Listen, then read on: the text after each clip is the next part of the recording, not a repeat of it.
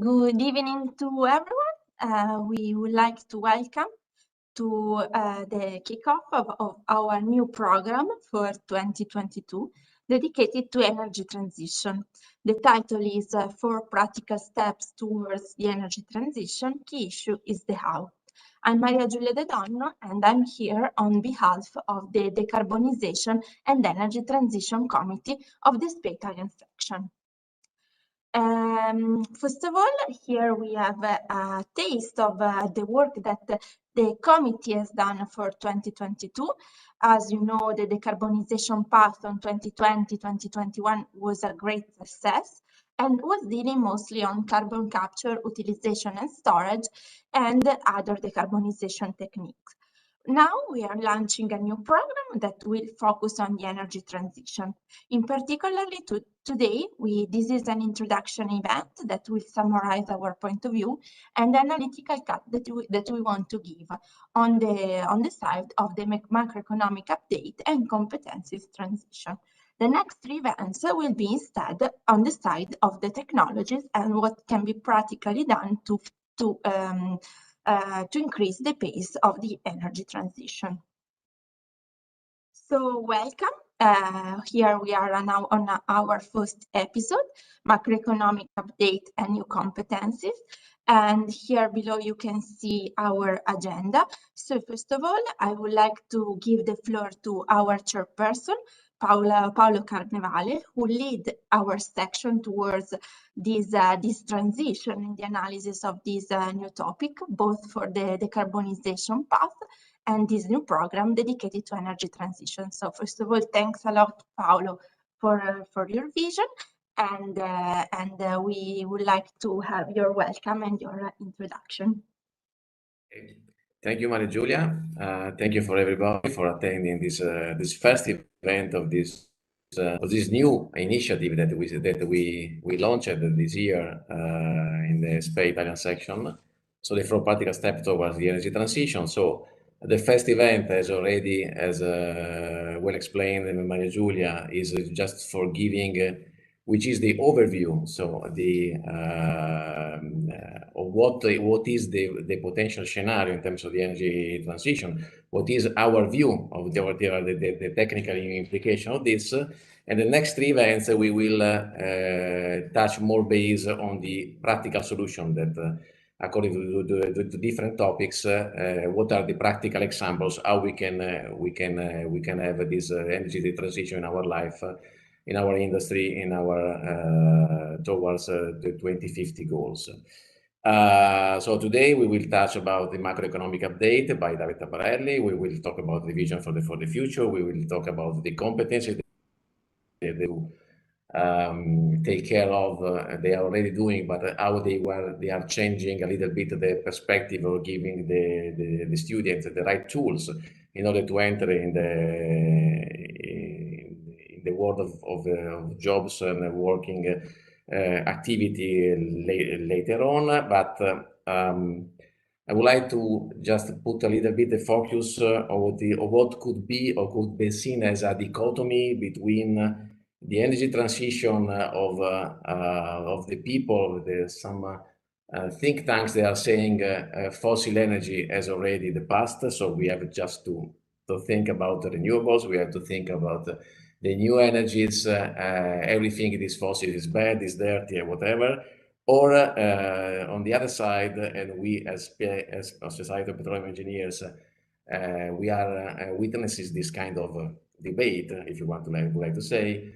So the other school, the other part of the game, we are saying no. Wait a bit, fossil is still there. Is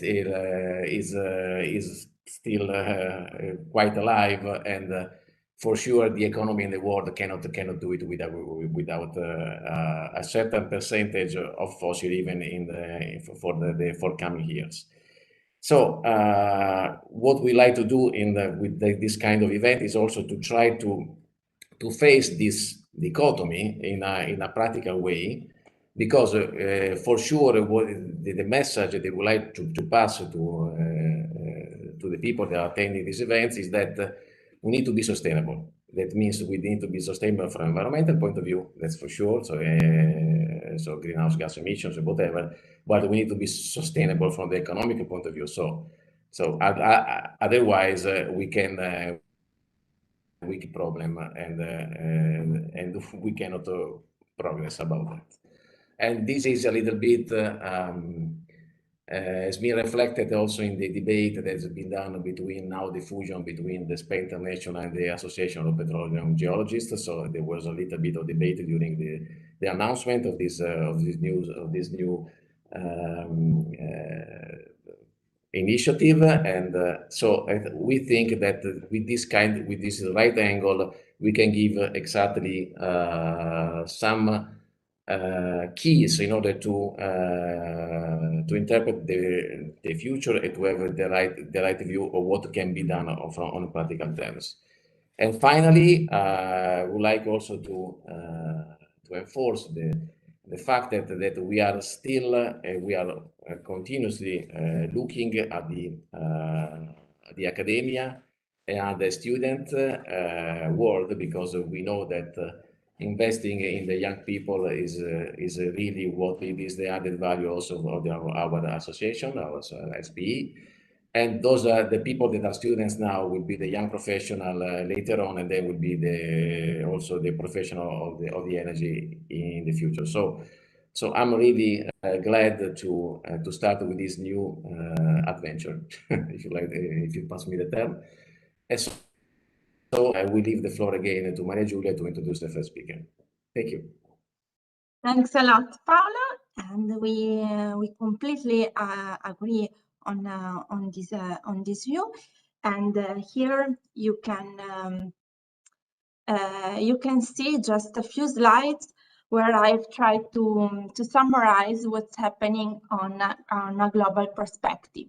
So we started talking about the climate change a long time ago, and for example, here there is in 1992 there was the United Nations Framework Convention on Climate Change, where there were 190 countries as parties, and here there was the starting of the negotiation on agreements and protocols related to the environment.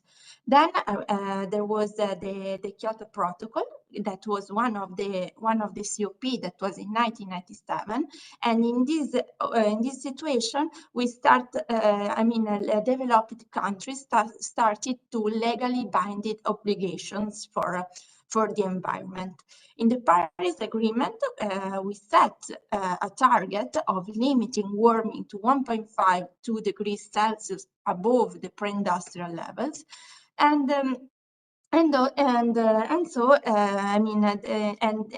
with also the commitment to review all the efforts that all the countries were doing every 5 years. And so it came up the COP26 in autumn last year. It was a very big event where hosted in UK in Glasgow, and where more than 100 world leaders attended with negotiators, businesses, citizens, and governments. And so the COP26 marked the first formal change since the 2015 passage of the Paris Agreement for countries to update their plans for reducing emissions. So there were 4 main goals of this event. One was securing global net zero by mid-century, and the other one was adapting policy to protect communities, and assuring developed countries and international financial institutions to deliver on their funding promise and finalize the Paris rule book. So we can say that this transition is definitely policy driven, and it's a big news for the world. It's the first industrial revolution who is policy driven. And here there is also a summary on the side of the emissions. So what's going to happen? These are the global greenhouse emission in gigatons, increasing till 2020, and now we want to reverse this trend. And this actually was what we decided to reach with the Paris Agreement. and then now we are realizing is not reachable. And here there was the gap in September 2020, and here is now that gap after the COP26. So the gap has been decreased. Main characters of this change are the United States of America and Europe. So these were the two countries that are making the biggest efforts towards these objectives. And here is where we come with this program and with this episode. So of course it is very important to reach net zero, but it's very difficult. We don't know still how to do it. And also we don't know which will be the pace of that transition due to the dichotomy Paolo was talking. And so this program wants really to make clarity on what can be practically and concretely done. And also on the science and technology we can arrive there. Today we will focus on the macroeconomic update and new competences. And now I will give the floor to Davide Tabarelli. Just one more thing. If you have any questions, please check on the YouTube channel. There is a form for the questions. So if you go there, I can see your questions and we will debate them at the end of the section.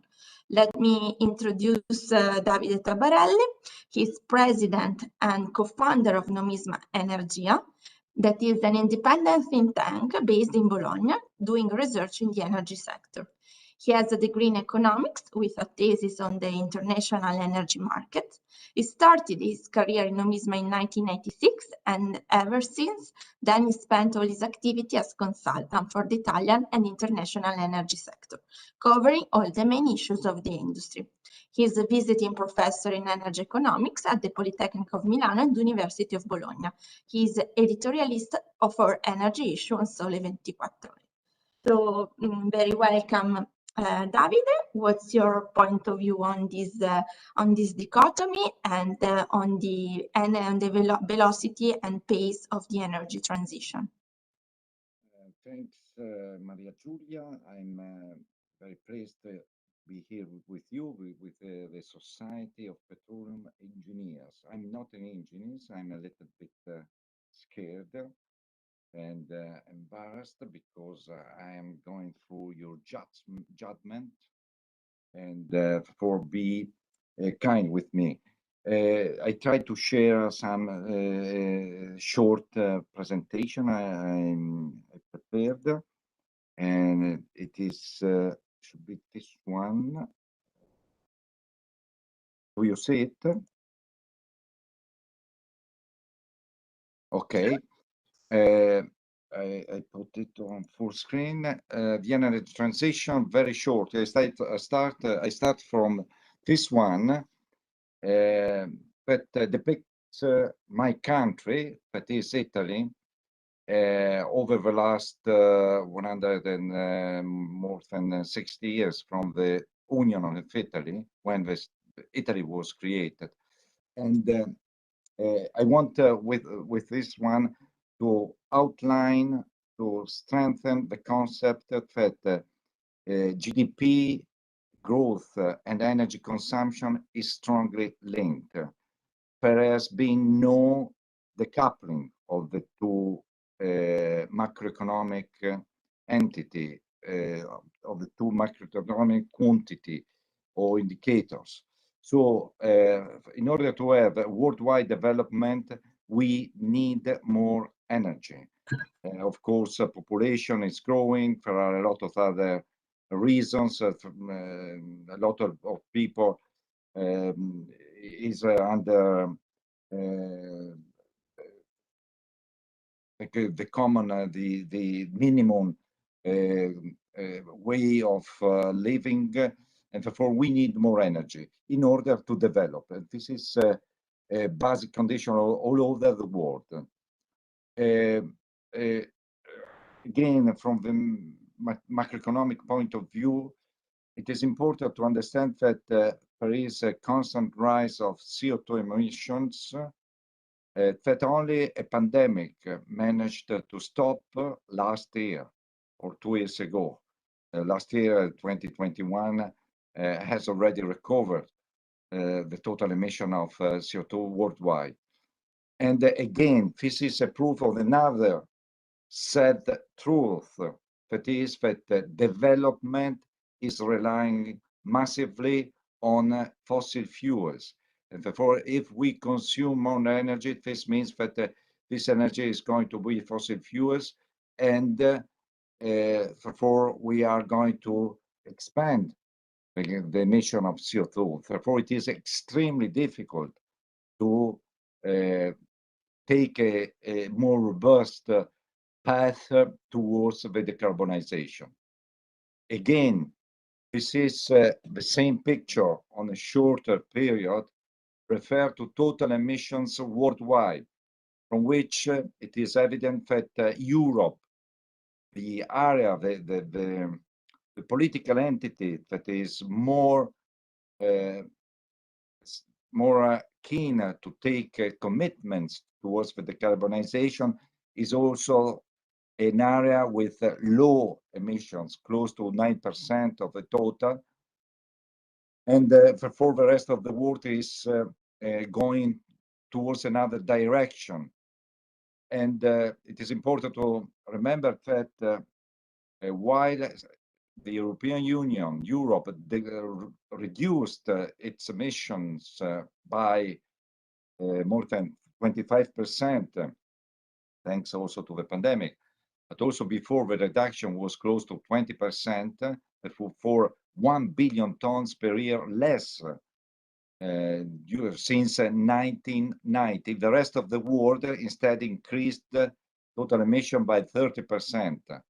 So all the efforts made by Europe were completely offset by what took place in other parts of the world, and this is going to continue also in the future. So Europe, and I want to stress this point, the problems that the transition is contributing to creating in Europe is emphasizing a dichotomy, as you called it, that is creating a lot of troubles from the macroeconomic point of view.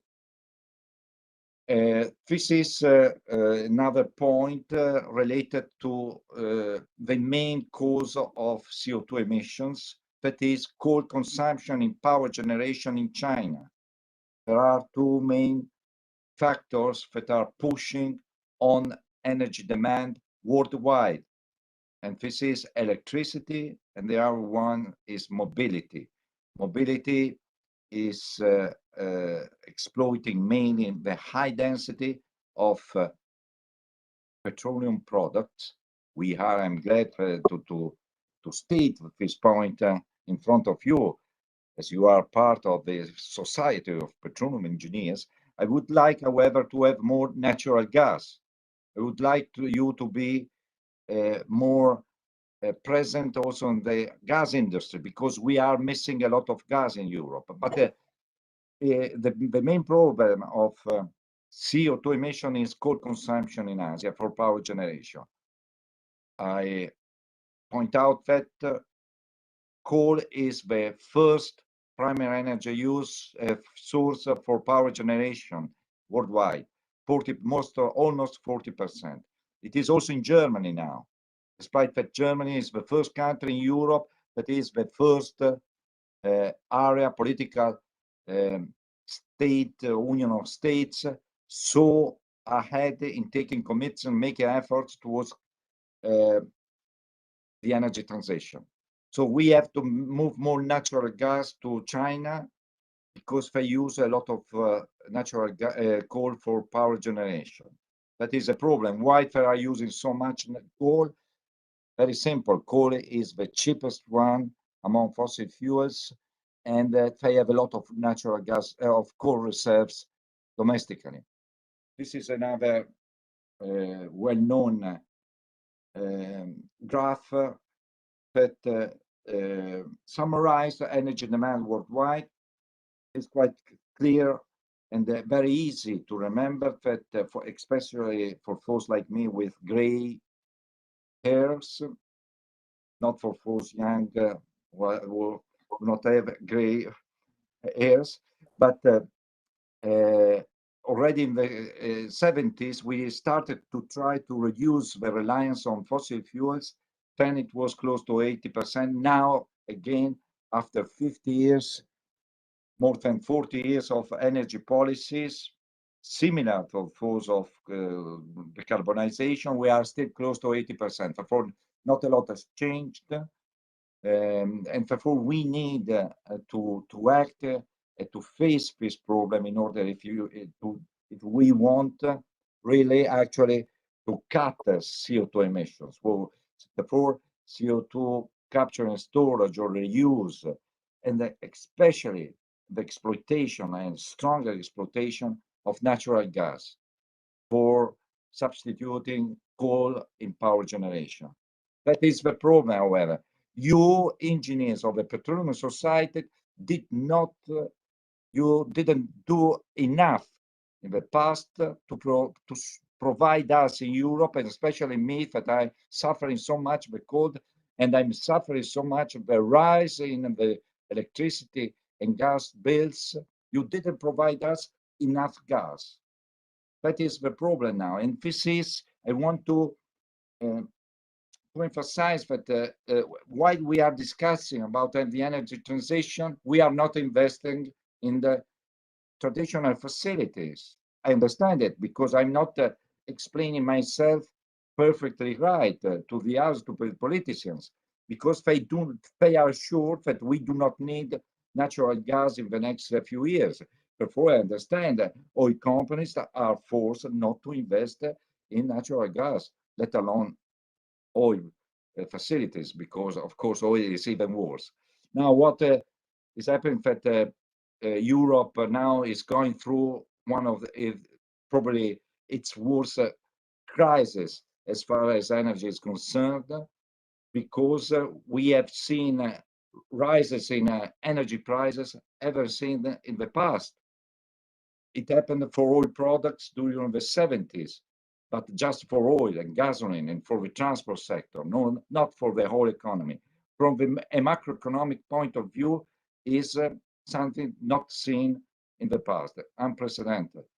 So, and this is a problem because Italy, for example, along with Germany, is importing a lot of natural gas from Russia. We are exposed to this geopolitical crisis. Europe is importing 40% of its domestic consumption from Russia. I go back here on this, you see this red line. I'm very sad that we are not able in Europe to exploit our huge gas reserves we have. I remind you that today there is a very interesting article about domestic production in Netherlands that was in Groningen. That was the cushion of gas demand in Europe, especially during the winter. That production fell from 80 billion cubic meter per year to something close to 10 billion this year of last year. So this is a tragedy, and this is reflected in our energy bills. So I want you, petroleum engineers, to do more to solve the problem of seismic on the Groningen field. That is just a problem. The effect of this shortage of gas is evident in these gas prices in Europe. They jump to incredible level. I teach you as an economist that these are unbelievable prices. Unbelievable because markets, when express this kind of quotation, are not efficient. But this is another story. The effect on prices is already evident. There has been an explosion of regulated tariffs in Italy, like in the rest of Europe, with a lot of troubles for politicians who are not able to face this crisis. And they are going to discuss and to suffer in the next few months, also through the election system. And we have seen in the United States, even though there it is not related to gas price, natural gas price. Here in Europe, instead, we are heading towards a sharp jump of inflation rate that will bring also an expansion of interest rates. And this is a very bad news for a very indebted country like Italy, that has the second largest state debt in the world among the richest countries, second only to that of Japan. But our economy is weaker and not so strong like that of Japan. So now the inflation is 3.9%. December is likely to reach 5% next month, referred to January. And this is caused mainly and exclusively to energy prices and to gas prices. So please, petroleum engineers, be aware that the energy transitions or energy transition, that is something that is on which we have all to agree is needed, but is creating other problems with the paradoxes to jeopardize economic growth and to make it impossible to find other solutions in order to address the big problem of climate change and CO2 emissions. Thanks a lot. Thanks a lot, Davide. As I mentioned, we will go first through all the intervention, and then we will go back to the questions. So, okay. Here we have our second speakers. So, very welcome, Laura, and we are really happy to have you here. Laura is CEO of the Hub and Vice President of FederFormazione. She's also Secretary of the Mediterranean Parliament and Professor in economic subject. She's also member of the Institute of Political, Economic and Social Studies, member of the Planet Life Economy Foundation, Director of Chambre de Commerce Italy in Madagascar, Ambassador of Peace at the United Nations, Leaders for Peace Project. She holds position at the top of international association, acts as a consulting expert during government roundtables, and specialized in cooperation and development projects. She's author of many articles in national and international journey. So really welcome, Laura, and we really would like to ask which is your vision for the future, if these changes are increasing the cooperation in an international point of view, and also, of course, which is your vision for the new job and the new competencies. Thank you. Good evening, everyone. Honored to have been invited as a speaker in this first SPI event. I thank Ettore and Giulia for the trust and the congratulations for the organization. The ecology transition also concern the world of training and the work. We are analyzing the economy impact of the ecology and digital transition of the national and international territory for the young and non-young. We have created institutional tablet with the actor of the ecosystem to deal with the creation of academy of the new profile necessary for the transition. The goal of the agenda, the global agenda, require that there is sustainable development in every new economy analysis. The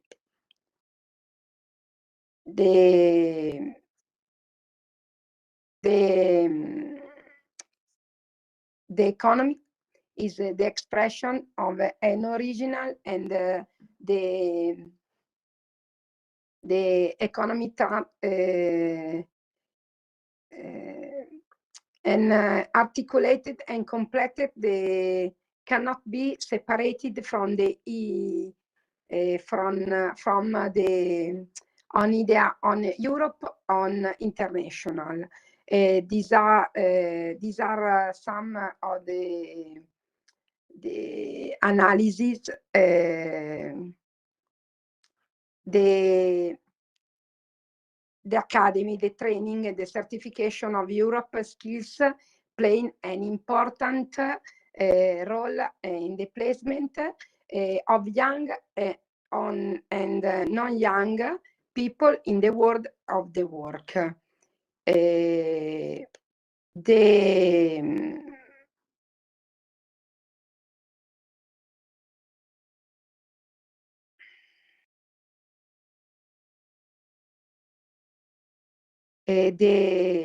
goal of agenda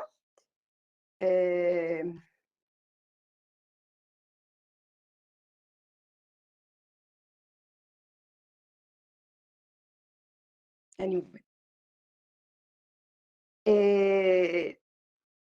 Geologist, environment engineering, energy manager, the ecologist in transition is change the world of work. The assessment of the sustainability of companies based of ecology, social and government.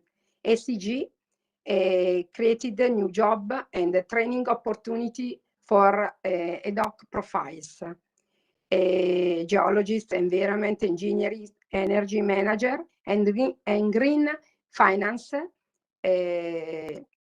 not be monothematic, but to have the ability to move between different knowledges. The ESG, acronym for environment, social, governance, are the factors that serve to measure the degree of sustainability of a company or an investment. The ecological transition is an structural brick, one of those events that radically change the way of working.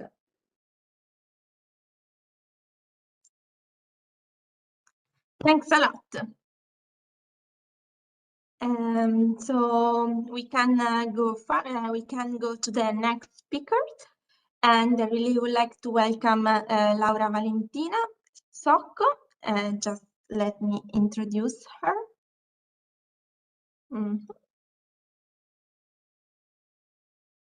Okay, and okay, here we have all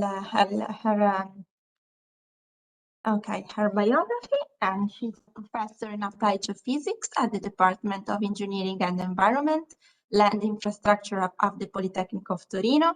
That is the faculty that most of the young professional of Italian section has done. So she was our professors, and we are really happy to welcome you here in this event.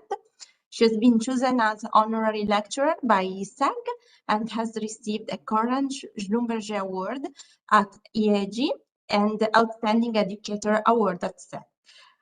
She works on developing geophysical techniques for near-surface investigation in application ranging from seismic hazard and engineering to hydrocarbon and mineral exploration, environment and cultural heritage. She's author of more than 150 scientific publications in journals and conferences. Welcome. Thank you, Giulia, for your kind introduction. Good evening, everyone. And it's really a pleasure to be here. Thank you very much for inviting me. I'm going to share a few slides. Do you see them? Okay, let me put it in a presentation mode. Okay, there it is. I hope you see them. If there are any trouble, please let me know. So Good evening, everyone. And I think we are touching very important point this evening. What I would like to try to discuss a little bit is what are the skills and the competencies that we need to update to respond to the need of energy and ecological transition, and what can be the role of academia in this field. This map, it's a little bit a different visualization of the world map as we are used to, because in this map there are two elements. One is the color and one is the size of every country. This map represents the CO2 emission in tons per capita in 2016. And the color represents the tons per capita. And so you see the darker places are those who emits more CO2 per person. And the size of the country is the global emission of that country. So you see, for instance, that even though China does not have the highest per capita emission, as a large emission due to the fact that China population is very large. And this is interesting, of course, because it suddenly shows that not everybody is responsibility the same way for CO2 emission.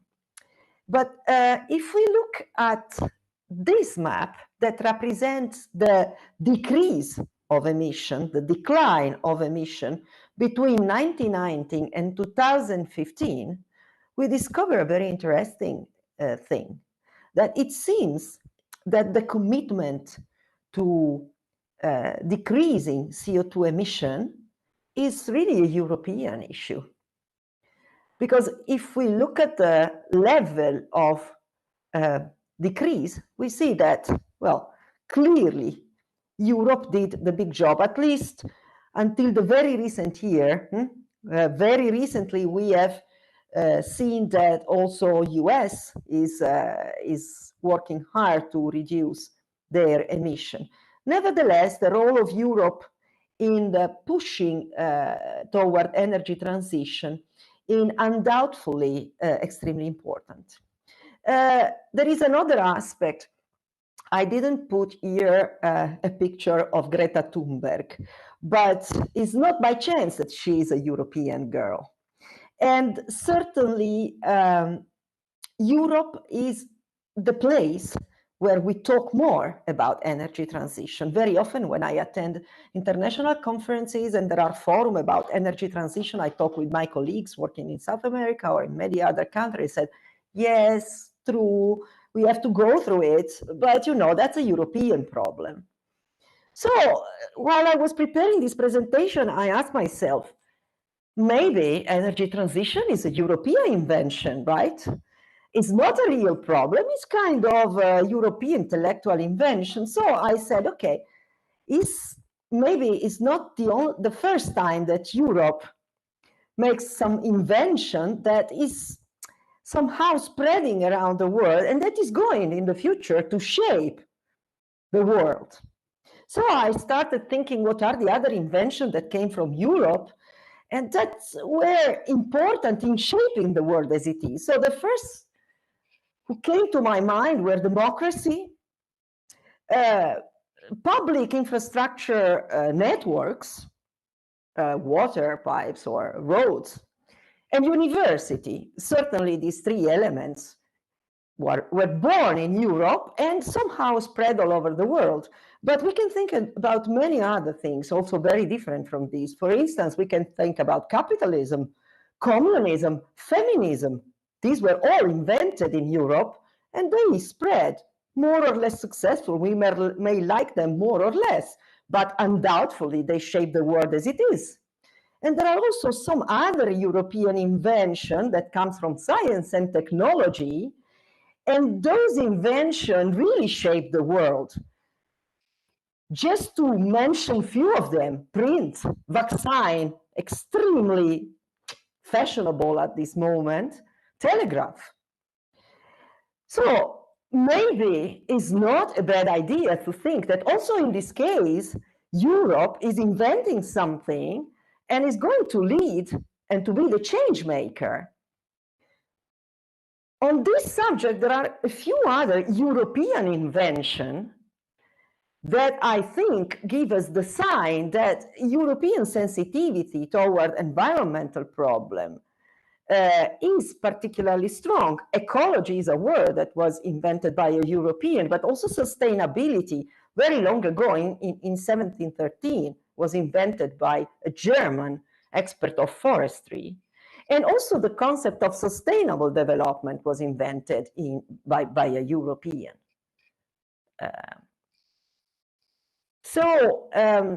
Maybe we also this time, we have to make an invention and to be the driver of the change. And that is a very interesting perspective because it gives us a mission.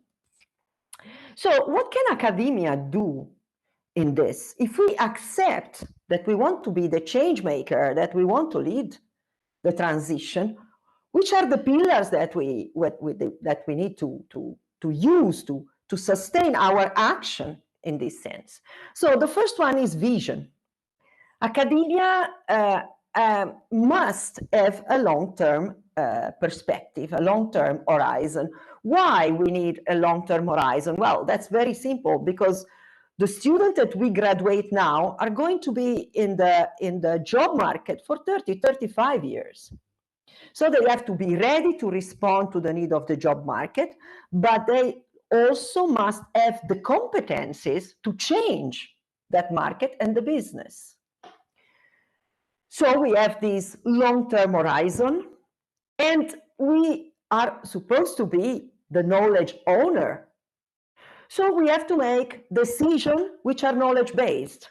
We are those who needs to be the change maker, because we are those who needs to put the knowledge in the decision. And that is the vision. But we cannot only have the vision, we also have to be pragmatic, because we have a lot of constraints in our job, exactly as industry. So our graduates have to be ready to work for 35 years, but they have to find a job tomorrow. So they need to have the competencies that are requested by industry now. We also are a system like industry that acts in a regime of finite resources. So it means that we have a certain number of professors with certain number of competences, with certain number of laboratories and facilities for teaching. And then we also have another aspect that we cannot avoid, is the attractiveness of our program. If we are not able to attract students, our program will be closed. So all our knowledge and long-term horizon will be pointless. And then we have another pillar that we should use, which is ethics.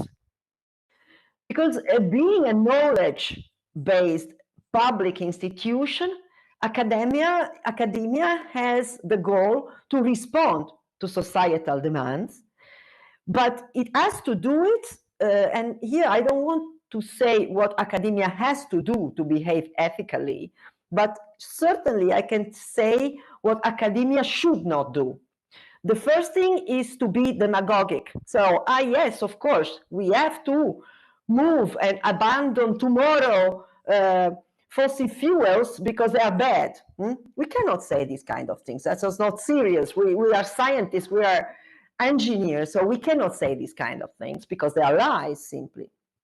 But we can also not say that we take a couple of slogan or keywords and do kind of greenwashing of our programs and our knowledge and sell it as something green when in fact it is not.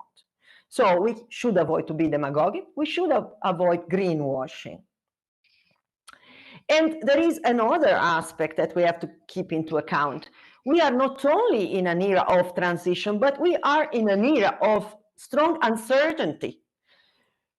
Maybe we are at the sunset of the traditional energy business, and this creates a lot of uncertainty. Our students are in panic when they think that this can be the case, and they are in a petroleum engineering program. We are in a period of economic uncertainty because on top of the energy transition, we are also in a pandemic time. And these two things amplify the uncertainty in which we operate. And then we are also in a period of strong geopolitical uncertainty. And this adds another weight to our decision, let's say. So what can be the answer to evolve and to respond in this context? I think that the main point is a continuous and open dialogue between academia and industry. And I've chosen these two pictures not by chance, where the left one is the courtyard of Politecnico di Torino, where I teach, and the other one is the headquarters of Eni in San Donato. So, I mean, a traditional relationship that has to be really continuous and reinforced. I'm going to show you a couple of data about academic education. If we look at QS top university ranking, which is the most famous ranking of international universities, we find 151 Master of Science program in petroleum engineering, 60 Master of Science program in mineral and mining engineering. Mineral and mining engineering is not detached at all from energy transition, of course, because mineral assets and materials are fundamental elements to enable the green technology. So we cannot do the energy transition without mineral resources. And I'm pretty proud because our program, which is the only one in Italy, and this is already a sign. In Italy, we have just one Master of Science program in public university with petroleum and mining engineering tracks. Only one in the whole country. And I want to show you something here. In this graph, I think is pretty interesting. In green, you see the oil price, dollar per barrel per year, every year. In red, you see the number of students enrolled in our petroleum engineering track from 13 to 2021. I always think every year I update this graph, and I find amazing how this spurious correlation works. And I ask myself, is this really a spurious correlation? So it's something that happens by chance, but in fact, the two things are not related. I'm not sure. Let's say that our students and the young generation wants to choose their future. They nowadays look around, see what happens in the economy, in the job market, and then decide. So I don't think that this is completely spurious correlation. And I'm going to show you the effect of the uncertainty that we are breathing in the last year. In these two graphs, I show you the number of Master of Science students enrolled in our program in the last 5 years. The blue is the petroleum track, the red is the mining engineering track. But what is more hitting me is the number of the drop in the number of applicants in our petroleum engineering program. So this is the number of students, and this is the number of international applicants. And this number is telling us something. It's telling that new generation don't see anymore petroleum engineering as an attractive career. Why they don't see it? Because there is these uncertainties that I have described before, because they think that, because they know that there is a massive layoff of employees in many sectors of industry, so they are scared and they go to other kind of program. On the other hand, we have the industry screaming that they need quantitative geoscience competencies. So we have to find a balance. So we designed a new program. I'm giving you some history of what we have done and using Politecnico a little bit as a case study. And the idea is, where should we go? This is a group of Politecnico professors of our program. That's why I've put this picture. During a faculty retreat, we have organized several events. We have discussed, we have thought, we have made very long discussion. We have read, we have discussed, we have gone through forum and webinars and magazines, and we spent a lot of time together. And in the end, we have decided to change our program, and we have tried to focus on competencies. So what industry tells us is that we need to have a structure in which the bricks that we use to build the structure are some traditional competencies, some fundamental competencies that are the classical competences of petroleum engineering: the geomechanics, the geophysics, the geology, the fluid mechanics in porous media, the well logging and the well testing, the risk analysis, the technology of surface facilities, drilling, the modeling of the reservoir. But nowadays, they are not enough anymore. So we need to add some green competencies, which are related to the mitigation of pollution, related to industry activities, that are related to gas storage, not only natural gas, but also CO2 and also hydrogen, the CO2 capture and recycle, the renewable energies with special focus on geothermal. And all these green technologies need those traditional competences to be developed. So we cannot drop the traditional competence. We have to keep them because they are needed now and because they are the basis of the new competences that are requested by industry. And there are other two things that we cannot avoid to put in our competencies. One is a big tool that we all need now, which is data analytics, machine learning, big data, artificial intelligence. They have to be in the programs. And then there is another aspect, which is a big umbrella that we have to put, which is the umbrella of sustainability. And sustainability is not a slogan. It is a set of key competencies of systemic thinking, critical thinking, interdisciplinarity, but it is also a set of shared value.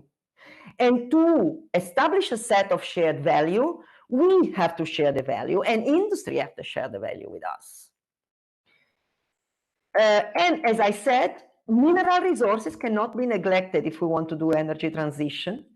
So we have now a completely new program at Politecnico. So the only Italian program in petroleum and mining engineering doesn't exist anymore as a petroleum and mining engineering. It has become a georesources and geoenergy engineering, where we have a geoenergy program track that contains geology, resources and environmental sustainability, fluid mechanics in porous media, oil and gas processing and surface facility, risk analysis, data science and machine learning, reservoir geomechanics, geophysical exploration and monitoring, reservoir engineering, well drilling, underground fluid storage, fixation and recycle of CO2, and then, as you will see in the elective courses, many other things.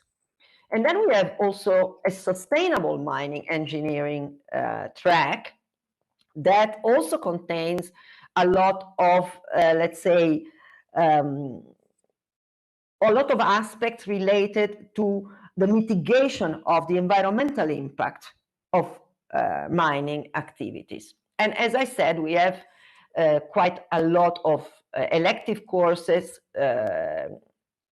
such as geothermal energy, renewable energy resources, and so on, that are aimed at broadening the competences of our engineers.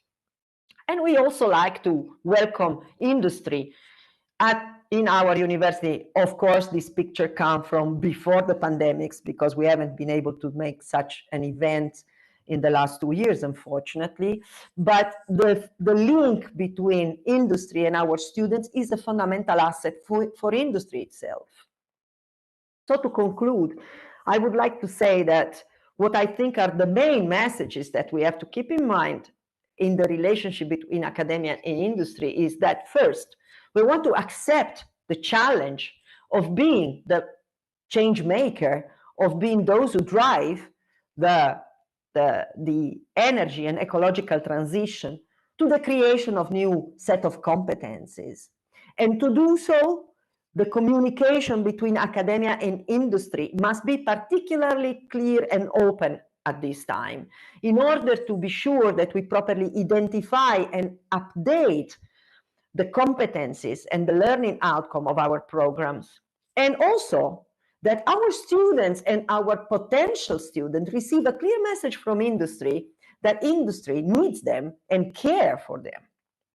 Because they, if the students and the employee feel scared, we risk that thinking about which are the competencies to give will be pointless, because we will not have students who want those competencies. So this is my message, and thank you very much for your attention.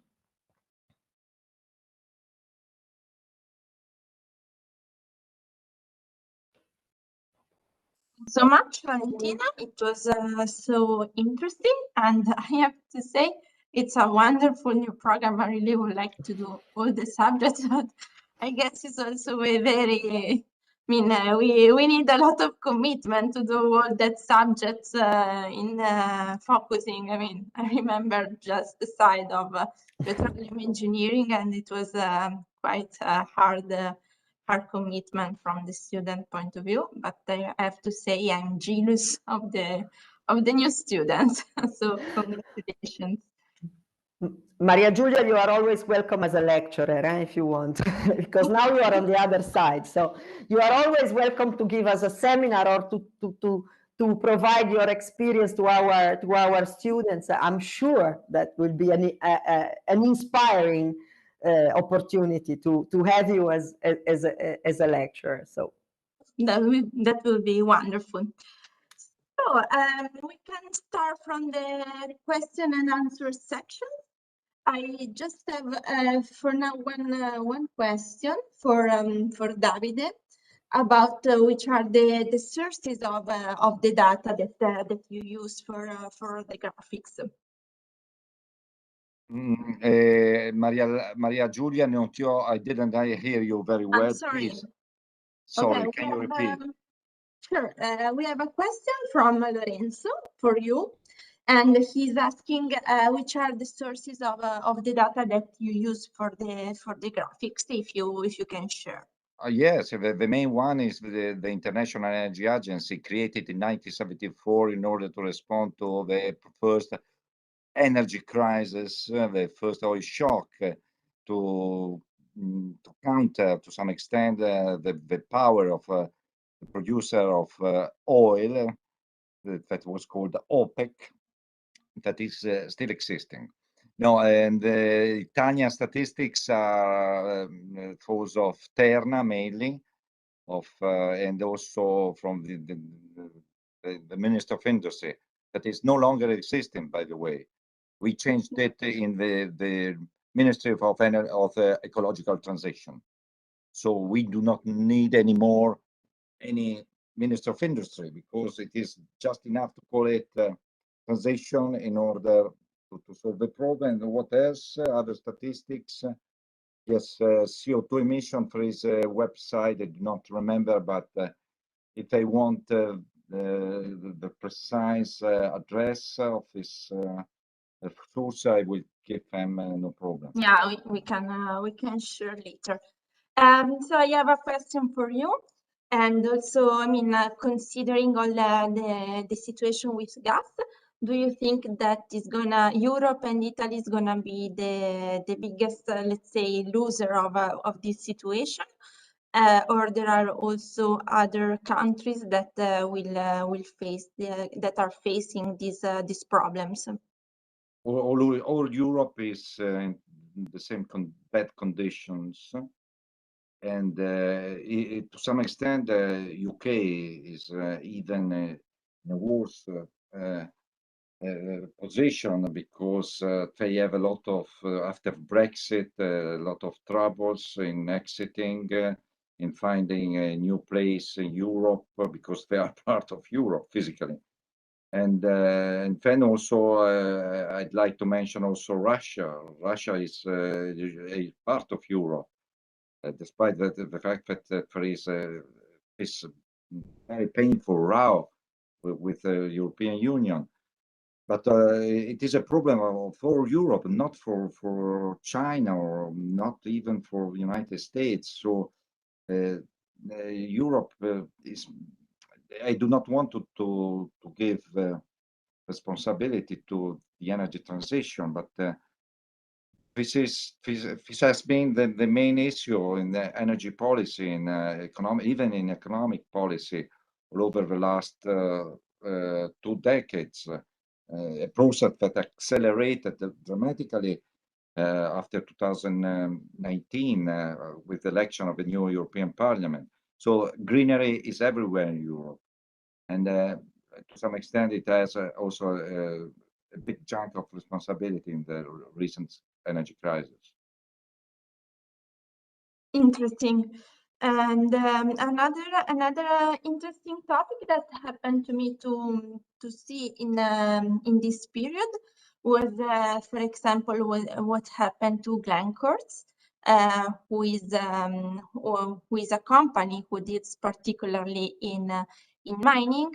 And so we are still linked to the fact that, for example, coal is still alive and is a big part of the problem. At the same time, also, if it looks like we want to somehow disinvest on that, at the end the margins are so high that we continuously postponing this investiture.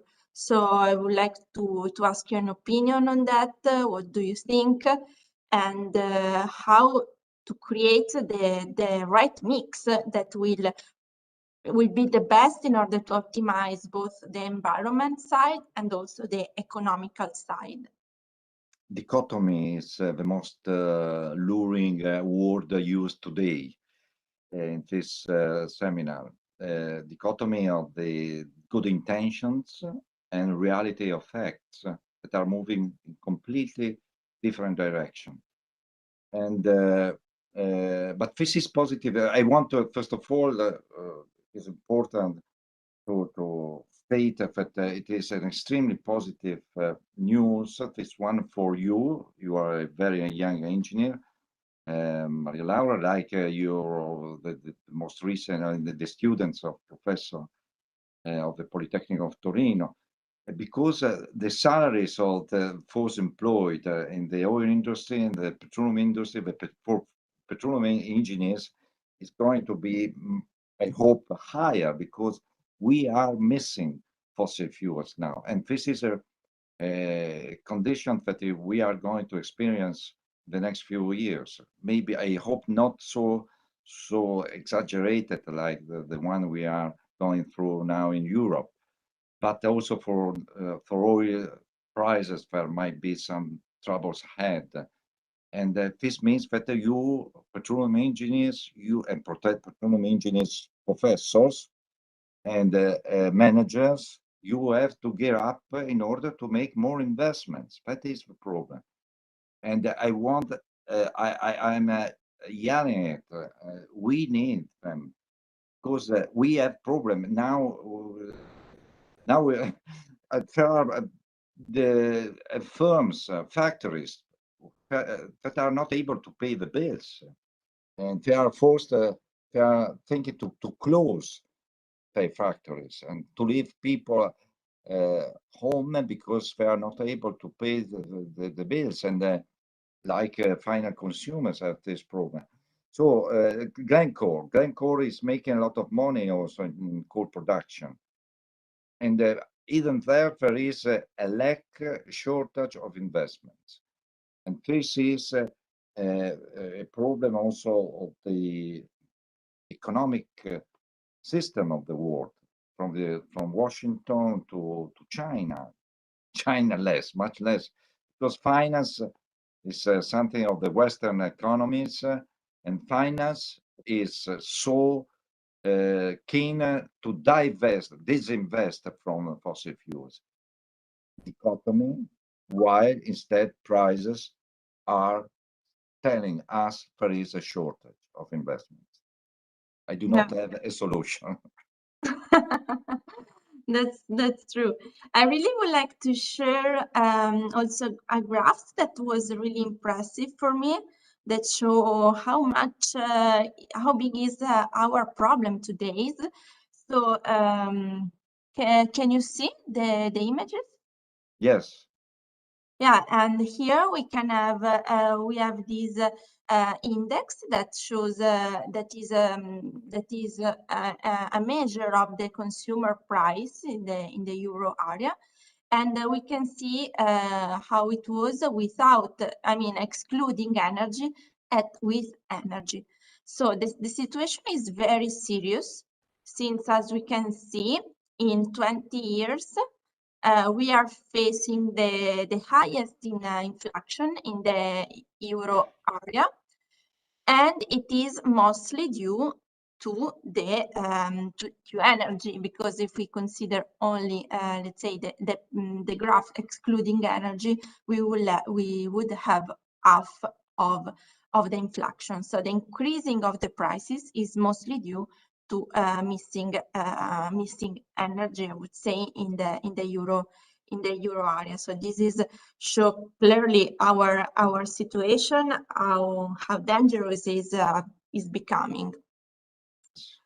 Correct. Paolo? Yes, I have a question for Professoressa Socco, since I'm a mining engineer as well. So there was quite a good mention about the importance of the mining, especially looking at the transition for the materials that are used for the all the renewable energy, if you want, okay, the batteries, all the copper for the turbines, for the air generators, etc., etc.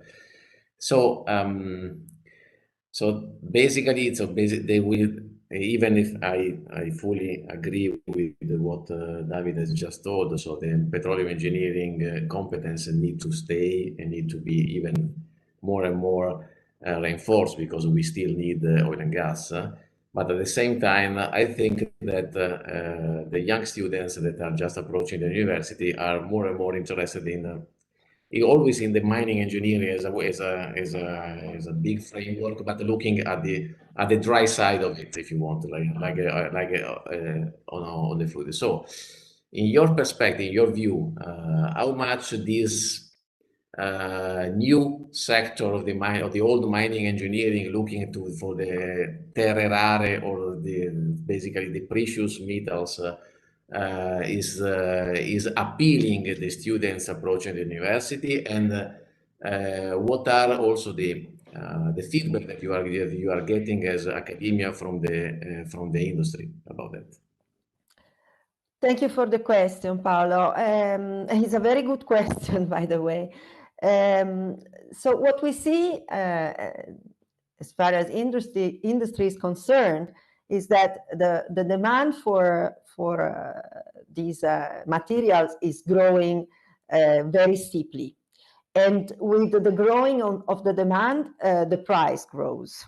Also because we know that most of the deposits that we are exploiting, I mean, let's say, as we used to say, easy oil is over, and so now we have to search for complex reservoirs. So the same occurs for mineral resources. The shallow, easy targets are mostly gone, and so mining industry and mineral exploration and exploitation and production needs to increase the investment which is necessary to obtain the materials, because deposits that we exploit are deeper, and so this increases the cost. There's no escape. So on one side, we have an increase of price, an increase of demand, and an increase of industry activity. What we have seen in the last years is also, for instance, that in Europe, there is a strong investment of the European Union in funding new projects for exploration, in attractive new companies, because Europe has completely gave up, in most of European countries, we have completely give up with mineral mining activities. Certainly, it is considered a dirty activity. I mean, it would be pointless to deny that it is a dirty activity, but it is also true that our technology has developed a lot, and nowadays what we call the mine 4.0 is much cleaner than it used to be. Nevertheless, it is very hard to imagine to start new mineral exploitation in strongly anthropized areas as Europe is, where people care about environment, care about landscape, and so on. And I mean, I agree. I also wouldn't like to have a mine in my backyard. Nevertheless, if we want to have an electric car, there's no escape. We will have to accept that we will need the money. And I really hope that one day we will be able to build a battery that is made of paper or something else. But at the moment, we are not there yet. We are not even close to it. We can recycle more and do many things. And also that is part of the job. Recycling, that is what we have introduced in our mining program, recycling, because that is a very important asset. Nevertheless, what I see as a problem at the moment is that young generation are not attracted at all by career in this kind of industry. It's a general problem. Before renewing our program, we had a very wide discussion with a wide society of mining engineering university program, in which professors discuss what are the difficulties and the evolution of the system. And this is a problem everywhere. It's a problem in Australia, it's a problem in South America, also in countries where the tradition of mining engineering and mining industry is extremely strong and well established, and is one of the main economical drivers. Also in those countries, young generation are not willing anymore to join that kind of industry, because maybe they feel that it's not environmentally friendly, that is not sustainable. But instead of getting a message that their role should be to work to make that industry sustainable, to make those processes sustainable, there is a kind of general rejection of the process itself. Then, of course, they reject, the young generation reject the idea of mining industry communicating with their mobile phone, which is exactly made with those material. With those material, they don't want to extract from the earth. So also here there is dichotomy, if you want, between the perception, the social acceptance, and the need, and the things that the society don't want to give up with. And for us, the mining program is a kind of pain, really, because Politecnico di Torino has a really long tradition of mineral engineering. But really, we find very hard to attract students. So every year we risk to have to close the mining engineering track, because there are not enough students to keep it open. We have also finite resources and constraints in these things. So it's years that we wonder what to do, what's the message, how to communicate. And we are getting crazy in social media and whatever. And I can tell you, just to give you an idea, 2 years ago, we opened a new track in our environmental engineering Master of Science, which is called climate change. Our climate change track alone has more students than all the other environmental engineering track and the petroleum and mining engineering Master of Science degree together. Now you ask me, what are these students, these graduates, going to do in their job life? I have no idea. So, no, I mean, we have a lot of companies contacting us, a consultancy, energy, food, So I am positive. I don't think that we are basically making a greenwashing. You can't study climate change and then you will be unemployed. I'm sure they will find a good job. Nevertheless, it is obvious that a petroleum engineer will find a good job. In spite of this, our petroleum engineer come to me, I am the chair of the whole program, both environmental, and say, can I move to climate change? I said, I mean, you're a free man, you can do whatever you want, but why you do so? Because I'm scared I will not find a job in petroleum engineering. I'm going to go to climate change because that is the future.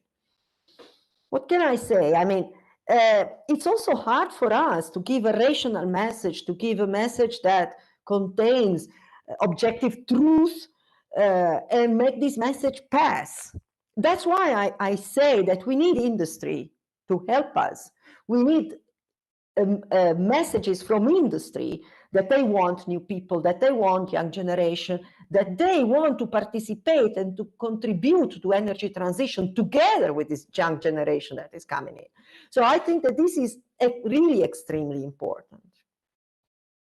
Yes, that's extremely important. And I think that one good way to tell the students that they are on a good path is that part of the energy transition is passing through the majors, and there are very, very few professionals that do exactly the same job for 20, 30 or 40 years.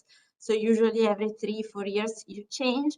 So of course, entering in a major now is being the main characters of this transition, and is very good also to have a traditional experience in that field. And I think I have here an historical artifact, Valentina, that could be useful, maybe as a call to governments to understand how strategical is petroleum and mining engineering. So I'm going to share now. It's going to be a little bit shocking, so I hope you enjoy. And here, oh, can you see? Here we have a letter. It was Einstein's letter to Roosevelt. It was the period before the Second World War. And Einstein was talking about Germany, who was trying to conquer countries where there were uranium reservoirs, uranium deposits. And thanks to this letter, after that, many scientists moved to USA for the Manhattan Project. And of course, you know how important was was the Manhattan Project in the power balance all over the world.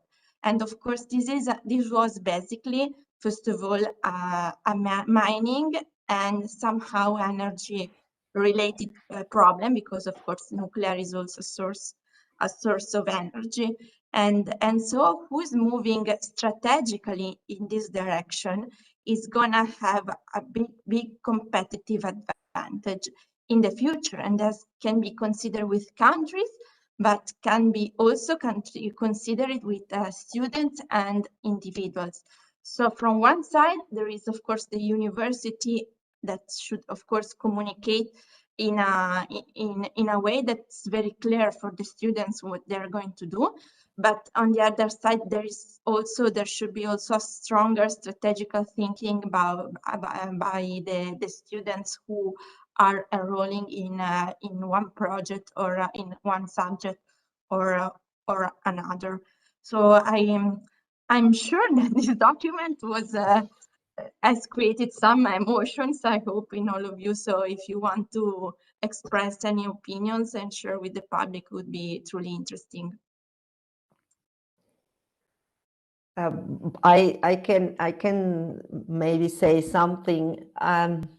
When I say that we take a knowledge-based decision, no, that is exactly an example how knowledge can create vision on extremely strategic aspect. No, so you see that we through scientific and technical knowledge, we may also understand what are the potential evolution of our political life, Now this letter tells you that a knowledge-based decision can change the world, no? So can implement a vision. That is exactly what I was trying to say. So I think this document is really reinforcing our message that that knowledge is the starting point for decision, that making, also deciding in a rational way what to do.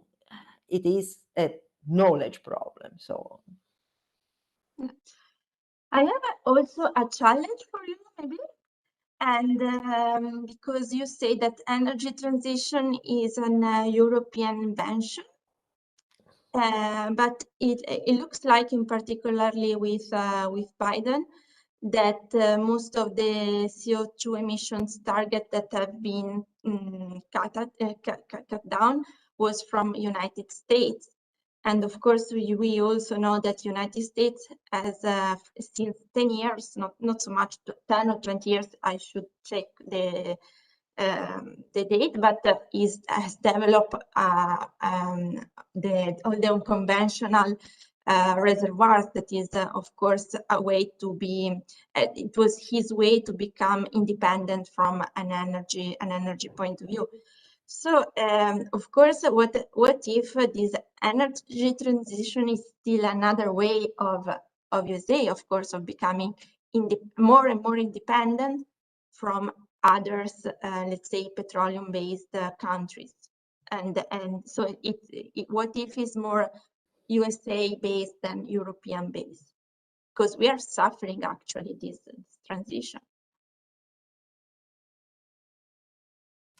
but I try to answer with the question, how much of this crisis is due to energy transition, and how much of this crisis is due to geopolitical aspects, which have poorly to do with our rate of renewables and other and this kind of aspects. So what I see much more is kind of geopolitical reciprocal blackmails, much more than a direct effect of energy transition. Otherwise, it's not clear why, when I pay my electricity bill, I have written on my bill that my energy is fully produced with renewables, but my energy bill increases as it was produced by gas. So that's perfect. So I have another question for Laura. So Laura, I would like to ask you about your book, Covidomics, that deals with ecological transition and the industrial transition. And so, I mean, we know that your book is going to be a reference point of view for the Agenda 2030. So if you give us some insights on it or any information. You are on mute. Thank you for the question.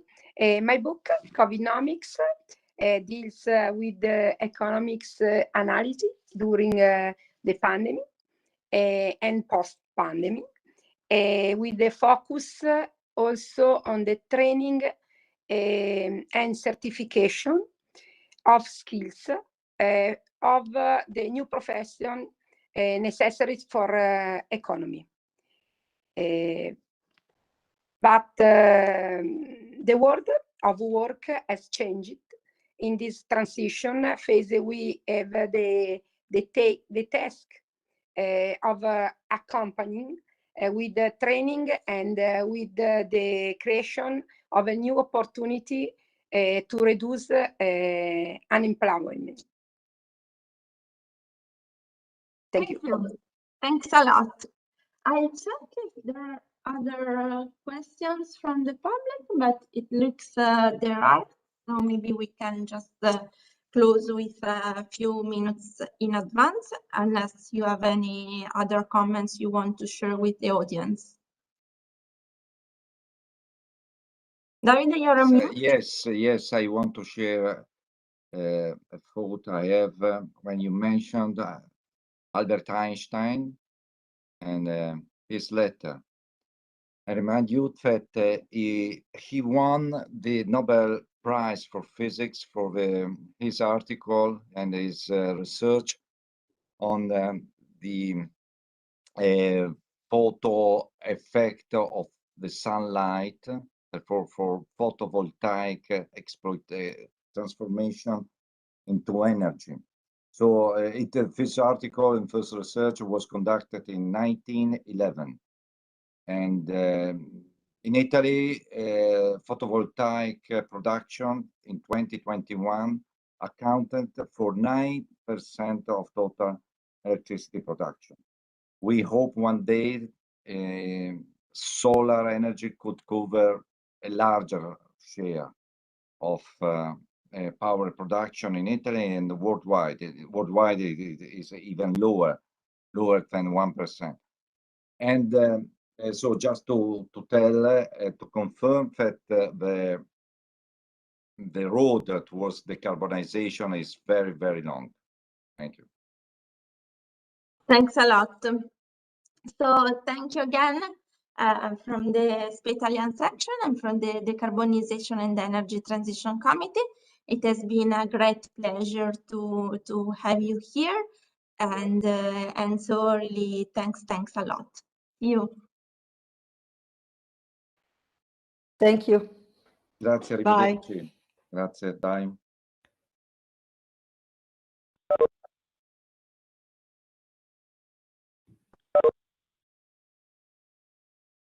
Thank you very much, Giulia. Thank you. Bye. Bye.